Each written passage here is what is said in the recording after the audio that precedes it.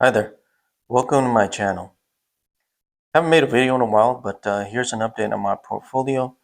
We're at $215,561.01. And currently all of my cash is in SGOV. So let's open up SGOV here. And SGOV is basically just a place to park cash. So iShares 0 to 3 month treasury bond. Currently valued at 139 cents per share. My current average cost is 133 cents per share. And so I currently own 2,163 shares. So I'm 100%, as you guys can see here, my portfolio diversity, well, it's 100% in SGOV. So basically I'm just kind of protecting my cash right now. I did some covered calls last week on SPY, and they went well. But eventually, my shares were called away from me, and I decided to just go all in on SGOV, looking forward to 2026. And so, what I'm going to be doing in 2026 with cash, not this cash, but cash that I get from work. What I'm going to be doing with that cash is I'm going to be buying VOO. So basically the S&P 500, just the Vanguard S&P 500 ETF.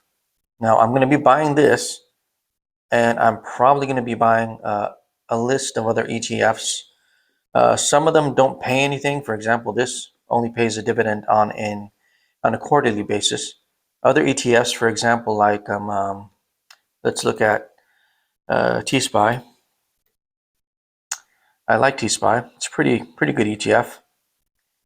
Currently, I believe it's at $25. So what I'm going to be doing is I'm going to be buying VOO, going to be buying some of this T-SPY, going to be buying some SPY-I, and I'm just going to be buying an assortment of various ETFs.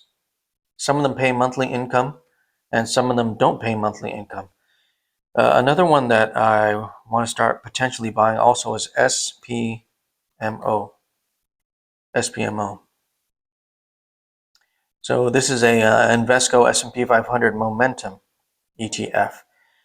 If I bring up here the comparison tool here in Stock Analysts, I've compared all of the ETFs that I'm purchasing. It's a list about maybe about 10 ETFs that I've got that I'm going to be purchasing, and I've compared them all to the S&P 500.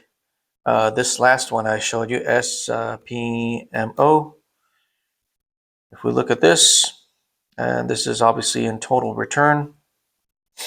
In total return, SPMO has beaten the S&P 500. Of course, it doesn't show it here because I think if we go to year to date, let's go to the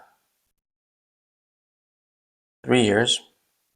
Okay, there it finally adjusted. So as you guys can see, in the past 3 years, SPMO, which is the orange line, has surpassed the S&P 500. If we go to 5 years, we'll see that it has far surpassed the S&P 500.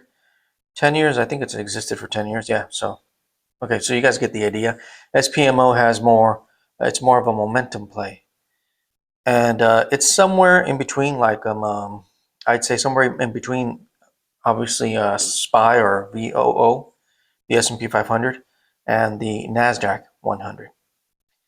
And so if we compare it now to the NASDAQ, which is QQQ, right here, bring that up a little bit. The NASDAQ is the darker blue line or purple line. And so you guys can see it's somewhere in between SPY, right, and the NASDAQ. So that's kind of where I want to be at with SPMO. And I'm thinking of purchasing some other ETFs. as I mentioned, some that pay a monthly dividend, some that don't. But for the most part, they're all ETFs that have a good total return. Now, some of them have a great total return, and some of them have not so good of a price return. For example, that one I mentioned earlier, T-SPY. So if we go to T-SPY, let's remove QQQ and remove SPMO and just go to T-SPY, TSPY. If we open up T-SPY, in total return, it's only existed for the past year, so let's adjust that back to the past year. It's done fairly well in total return, as you guys can see here. It's pretty close to the S&P 500, but of course, if we switch that over to just price return, or the price chart, you'll see that just in price, it hasn't kept up with the S&P 500. It isn't negative, so if you bought it from when it first started trading, it isn't negative. You haven't lost any money in price.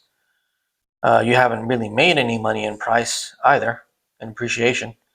Most of the money that's been made on this ETF is by that monthly dividend. Now, another ETF, of course, that you guys are very well aware of is SPY. So let's compare SPY from NEOS, which has existed for the past 3 years. And let's take a look first at total return. So if we look at total return here, SPY is based on SPY or VOO, the S&P 500. And as you guys can see, it falls behind it. So it does lag. Because as you guys can see here, the S&P 500 has done over 86%, while SPY has only done 64%. And this includes dividends.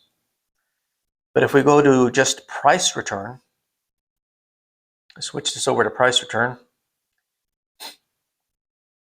Now, in price return, SPY has done better so far than T-SPY, right? Because if you would have bought SPY from the very first day when it started trading, you would have a little bit over a 14% return. So there is some amount of appreciation there. But of course, these ETFs are made to pay you something.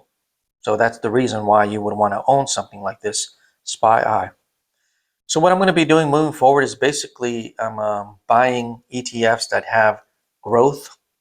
Another growth ETF is SCHG, large cap growth.